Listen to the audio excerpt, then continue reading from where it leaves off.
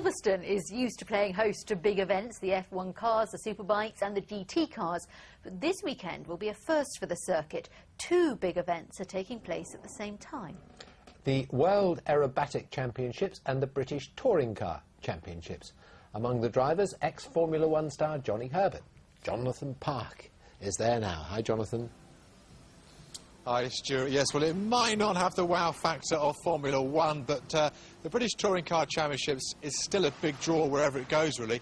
They're expecting about 35 to 40,000 spectators here at Silverstone this weekend for the action on the tarmac, but also in the air, as you say. It's the main event in the World Aerobatic Championships. It's an event, though, that has had its problems this week, or the death last week of Vicky Cruz, the American pilot, during practice, but they have made the decision to continue the championships.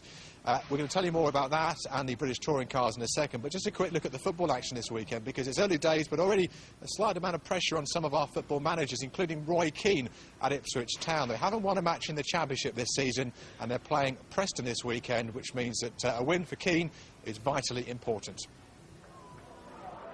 I wouldn't say I'm angry. No, I'm just it makes me more aware how big the job is. But no, it's certainly not angry. No, I think again I could make a few excuses for you. A few things haven't gone our way, but you know, we'll keep going and battling on and try and get it right tomorrow. We'll keep an eye for all your football fixtures on screen in the next few minutes, but well, just 5 days ago England reclaimed the Ashes, and this week we've been catching up with some of our Ashes heroes. Well, Northants spinner Monty Panesar played his part with the bat, while Essex's Alastair may not have scored as many runs as he'd have liked, but he did still play a part in regaining the Ashes. But what a difference between 2005 and 2009. The atmosphere is totally different, and we've been asking whether or not cricketers have failed to capitalise on the cricket feel-good factor this week. Swan in again for the Vauxhall end, and that bites his corner, it's short leg! And it's Swan who's taken the final wicket.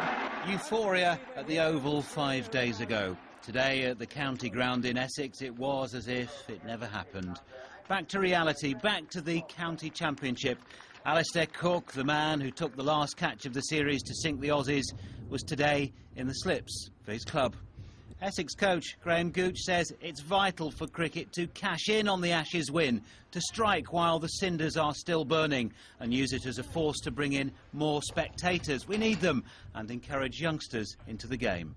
Winning the Ashes 4 years ago, there was a lot of euphoria afterwards, and probably the take-up of the game of the cricket increased a lot after that, and the authorities have got to make sure that happens again this time round. It's been an amazing week, and that Sunday will live with me for a very long time. The feelings we went through on that day, and then obviously the celebrations at night.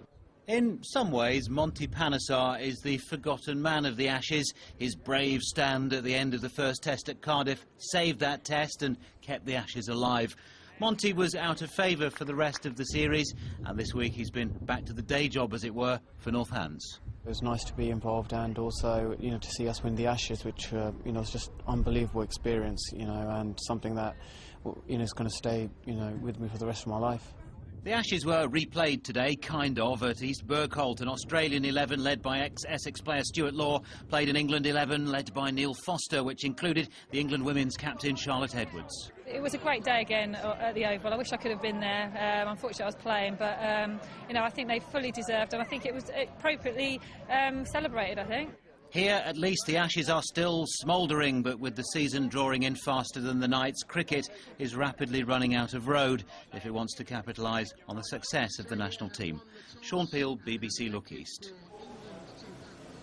Well, 1995 was a great year. Robbie left Take That, and the internet started up. Also the year where this man, Johnny Herbert, won at the British Grand Prix in a Formula One car, of course. Johnny's back at Silverstone this weekend, racing in the Touring Car Championships in a Team Dynamics Honda. Johnny, that Silverstone day 1995 must bring back nice memories when you're here. Yeah, for sure. You know, the nice thing about Silverstone is I started my sort of race career in Formula Ford, so it's always had a special place in my heart because I've done so much racing there. So it's wonderful to come back to British racing. I haven't raced in a British series since 1987 when I did Formula 3. So it's great to be back, and hopefully we'll have a good weekend. Formula 1, you get treated as a bit of a god, don't you? But in touring cars, everybody's equal, aren't they? Lots of bumping and lots of crashing into each other. Well, I still expect to be treated like a god, but I'm sure that won't happen. Yeah, there's a lot of physical driving on the track, but that's what makes the British Touring Car Championship so good for people watching, I think for the drivers as well, because, you know, the excitement that is generated through the weekends is very good, so it'd be good to be part of that. Can you take the checkered flag this weekend, just like in '95? I hope so. You know, everything I've done, I've always been competitive about it and passionate about it. I'm very competitive coming into the championship here for my first race in a car that I don't know very, very well. But at the end of the day, I think we've got a chance. But there's a lot of other guys who are going to be trying very hard as well.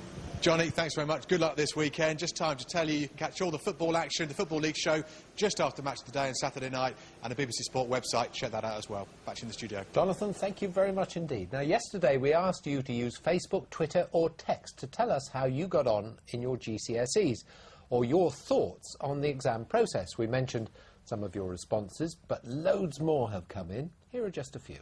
Natalie from Wyndham texted to say her little sister Rachel got 3 A stars, 3 A's, 4 B's and a C, and has got into drama school. We're all over the moon and love her to bits. Angus from Norwich says he's so pleased with his results and is looking to start training for work at a local engineering firm. Charlie F says his mum got a B in maths. Well done, Mum. Hannah in Luton says she's proud of her grades. I wouldn't have done it without the Barnfield West Academy teacher, she says. Sean from Peterborough got 2 A stars, 8 A's and 2 B's. I'd like to thank every teacher at Sawtrey Community College. Luke Worley says he's happy with his results, even though they're not the best. They're the right grades I need to get on the plumbing college course I've applied for. And finally, a Facebook message from Captain David Waters, the Bishop of Ely's youth officer. He left school in 1973 with no qualifications whatsoever, but has been in paid employment all of his working life. It's how hard they work in building their character and how valued they are as a person that really makes a difference, not how many A-levels or GCSEs they achieve. So, if you didn't do very well, it's not the end of the world. And if you don't believe me, listen to the story of Kip Bertram.